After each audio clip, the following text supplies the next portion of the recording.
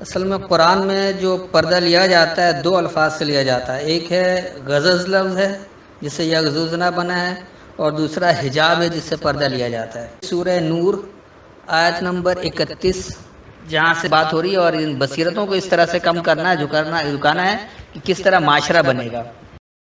السلام علیکم، حنیف سلیمان آپ سے مخاطب ہے۔ آج میں آپ سب کے سامنے ڈاکٹر شہاب عالم کا ایک پیغام جو کہ پردہ یا حجاب کے حوالے سے ہے، جو انہوں نے قرآن کی روشنی میں مختلف آیتوں کے ذریعے سے پیش کیا ہے۔ چونکہ پروگرام تھوڑا طویل ہے، اس لیے اس کو ایک نشست میں سننا آپ سب کے لیے ممکن نہیں ہوگا، اس لیے میں اس کو 3 حصوں میں ڈیوائیڈ کر کے آپ کے سامنے پیش کر رہا ہوں، پارٹ 1، پارٹ 2 اور پارٹ 3۔ برائے مہربانی ان جو پیغامات کے جو نشر ہوں گے ابھی وہ ان کو آپ پورا سنیے گا، تاکہ قرآن کے ذریعے سے جو حجاب اور پردے کے حوالے سے اللہ کہنا چاہ رہا ہے وہ بات آپ کے سامنے واضح ہو جائے۔ اور دوسری بات یہ ہے کہ یہ ڈاکٹر صاحب کی اپنی فہم ہے جس کے مطابق انہوں نے اس پیغام کو پیش کیا ہے، تو برائے مہربانی ضرور سنیے۔ ڈاکٹر شہاب عالم اب آپ سے مخاطب ہیں۔ السلام علیکم۔ جیسا کہ وعدہ کیا تھا کہ پردے کے بارے میں آج درس کر دیا جائے گا، تو اس پر آ جائیے۔ اصل میں قرآن میں جو پردہ لیا جاتا ہے دو الفاظ سے لیا جاتا ہے، ایک ہے غزز لفظ ہے جس سے یغزوزنا بنا ہے، اور دوسرا حجاب ہے جس سے پردہ لیا جاتا ہے۔ تو قرآن میں یہ غزز لفظ 3 جگہ استعمال ہوا ہے اور حجاب 8 جگہ استعمال ہوا ہے۔ ان تمام آیتوں کو دیکھ لیں تو خود بخود پردہ واضح ہو جائے گا کہ بات کیا چل رہی ہے، یہ کون سے پردے کی بات ہو رہی ہے۔ تو پہلے لے لیجئے غزز کے مادے سے صرف 3 جگہ ہے، تو سب سے پہلے آ جائیے سورہ نور آیت نمبر 31 جہاں سے سب سے پہلے یہ پردہ لیتے ہیں۔ وَقُلْ لِلْمُؤْمِنَاتِ يَغْضُضْنَ مِنْ أَبْصَارِهِنَّ وَيَحْفَظْنَ فُرُوجَهُنَّ وَلَا يُبْدِينَ زِينَتَهُنَّ إِلَّا مَا ظَهَرَ مِنْهَا وَلْيَضْرِبْنَ بِمُخْمُرِهِنَّ عَلَى جُيُوبِهِنَّ وَلَا يُبْدِينَ زِينَتَهُنَّ إِلَّا لِبُعُولَتِهِنَّ أَوْ آبَائِهِنَّ أَوْ آبَاءِ بُعُولَتِهِنَّ أَوْ أَبْنَائِهِنَّ أَوْ أَبْنَاءِ بُعُولَتِهِنَّ أَوْ إِخْوَانِهِنَّ أَوْ بَنِي إِخْوَانِهِنَّ أَوْ بَنِي أَخَوَاتِهِنَّ أَوْ نِسَائِهِنَّ أَوْ مَا مَلَكَتْ أَيْمَانُهُنَّ أو التابعين غير أولي الإربة من الرجال أو الطفل الذين لم يظهروا على عورات النساء ولا يضربن بأرجلهن ليعلم ما يخفين من زينتهن وتوبوا إلى الله جميعا أيها المؤمنون لعلكم تفلحون۔ اب جو ان کا ترجمہ ہے یہاں پر ہے اصل میں یغضض سے لیتے ہیں کہ اور مومن عورتوں سے بھی کہہ دو کہ وہ بھی اپنی نگاہیں نیچی رکھا کریں اور اپنی شرمگاہوں کی حفاظت کیا کریں اور اپنی آرائش یعنی زیور کے مقامات کو ظاہر نہ ہونے دیا کریں مگر جو اس میں سے کھلا رہتا ہو، اور اپنے سینوں پر اوڑھنیاں اوڑھے رہا کریں، اور اپنے خاوند اور باپ اور خسر اور بیٹوں اور خاوند کے بیٹوں اور بھائیوں اور بھتیجوں اور بھانجوں اور اپنی ہی قسم کی عورتوں اور لونڈی غلاموں کے سوا نیز ان خدام کے جو عورتوں کی خواہش نہ رکھیں، یا ایسے لڑکوں کے جو عورتوں کے پردے کی چیزوں سے واقف نہ ہوں، غرض ان لوگوں کے سوا کسی پر اپنی زینت اور سنگار کے مقامات کو ظاہر نہ ہونے دیں، اور اپنے پاؤں ایسے طور سے زمین پر نہ ماریں کہ جھنکار کانوں میں پہنچے اور ان کا پوشیدہ زیور معلوم ہو جائے، اور مومنوں سب خدا کے آگے توبہ کرو تاکہ فلاح پاؤ۔ یہ یہاں سے یہ پردہ لے رہے ہیں کہ اس طرح نظر نیچی رکھنا۔ دیکھیے اصل میں یہ بات کیا ہے۔ وَقُلْ لِلْمُؤْمِنَاتِ، اور کہو ماننے والی جماعت کے لیے، یہ عورتوں کی بات نہیں ہو رہی ہے بلکہ جماعت کی بات ہو رہی ہے۔ اس سے پہلے کیونکہ جو آیت ہے ان کے روایتی ترجموں سے مردوں کو کہا جا رہا ہے نظر نیچی رکھنے، اور وہ تو وہاں بھی وہ بات نہیں ہے۔ یعنی آپ اگر آیت نمبر 30 کو لے لیں تو یہاں انہوں نے مردوں کو پردہ کروایا ہے، وہ بھی یہ بات نہیں ہے۔ تو یہ ہے یہاں پر وَقُلْ لِلْمُؤْمِنَاتِ، اور کہو ماننے والی جماعت کے لیے، یغضضن من ابصارہن، وہ اپنی بصیرتوں سے جھکائیں۔ یغضض کہتے ہیں طرح نظر جھکا لینے کو، یہ نہیں کہ وہ شرم سے نظر جھکا لینا، بلکہ بصیرت کے باعث اپنی بصیرت سے اپنے آپ کو اس طرح جھکا لیں کہ جیسے نظر انداز کر رہے ہیں۔ وَيَحْفَظْنَ فُرُوجَهُنَّ، اور وہ حفاظت کریں اپنے نقائص کی، اپنے شگافوں کی۔ فرج اصل میں کہا جاتا ہے نقص کو، جو آپ کے اندر نقص ہو، یا جو کہتے ہیں کہ جماعت میں دراڑ پڑ گئی، جماعت میں شگاف ڈال دیا، یعنی ایسے لوگ جو اس سے الگ ہٹ کر کام کر رہے ہوں، تو ان نقائص کی، ان شگاف کی بات ہو رہی ہے، اور حفاظت کریں اپنے شگاف کی۔ ولا یبدینا زینتہن، اور نہیں وہ ظاہر کریں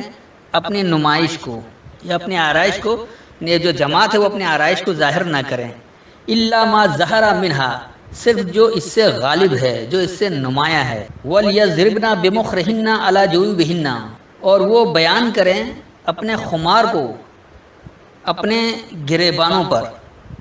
جویوب نے اپنے سینہ نہیں بلکہ اپنے گریبانوں پر، تو اپنے اپنے گریبان میں جھانکیں، اپنے اس خمار کو وہ بیان کریں، یہ جماعت کی پوری بات ہو رہی ہے۔ آگے آ رہا ہے وَلَا يُبْدِينَ زِينَتَهُنَّ، اور وہ اپنی آرائش و زیبائش کو ظاہر نہیں کریں، إِلَّا لِبُعُولَتِهِنَّ، صرف اپنے رہنماؤں کے لیے۔ بال کہا جاتا ہے رہنما کو، یا جو ان میں مضبوط ترین آدمی، طاقتور آدمی جو آگے آگے چل رہا ہوتا ہے، اس لیے شوہر کو بھی بال کہا جاتا ہے، اور بال دیوتا کے نام سے یہ لوگ پوجا بھی کرتے تھے۔ تو وہ ظاہر نہیں کریں اپنی زینتوں کو، صرف اپنے رہنماؤں کے لیے، او آبائہن، یا اپنے سرپرستوں کے لیے، او آباء بولتہن، یعنی رہنماؤں کے سرپرست، آباء بولتہن رہنما کے سرپرست، رہنما کے آبا، او ابنائہن، یا وہ اپنی بنیادوں کو، بنیاد والوں کو، او ابناء بولتہن، یا اپنی بنیاد کے رہنماؤں کو، او اخوانہن، یا اپنے ہم مقصدوں کو، او بنی اخوانہن، یا اپنی بنیاد کے ہم مقصدوں کو، او بنی اخوانہن، یا اپنی بنیادی جماعتوں کو، بنیادی ہم مقصد جماعتوں کو، او نسائہن، یا اپنے کمزوریوں کو،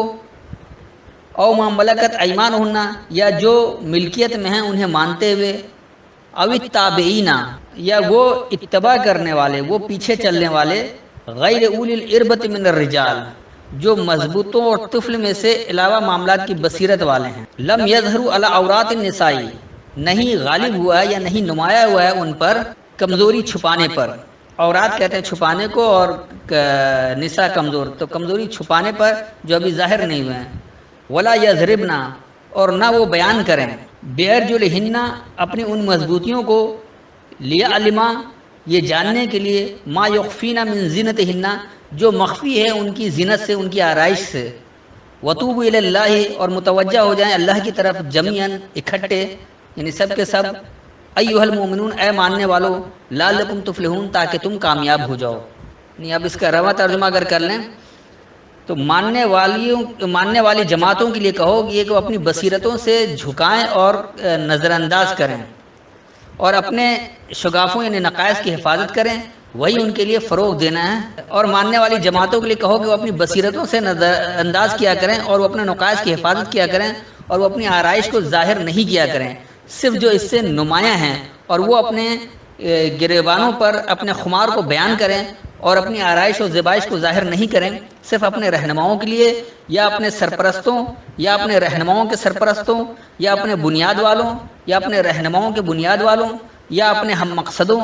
یا اپنی بنیاد کے ہم مقصدوں، یا اپنی بنیادی جماعتوں، یا اپنے کمزوروں، یا جو انہیں مانتے ہوئے ان کی ملکیت میں ہوں، یا وہ پیچھے چلنے والے جو مضبوطوں اور طفل یعنی نئے نئے میں سے علاوہ معاملات کی بصیرت والوں میں سے ہوں، اور وہ لوگ جو کمزوری چھپانے پر غالب نہ ہوں،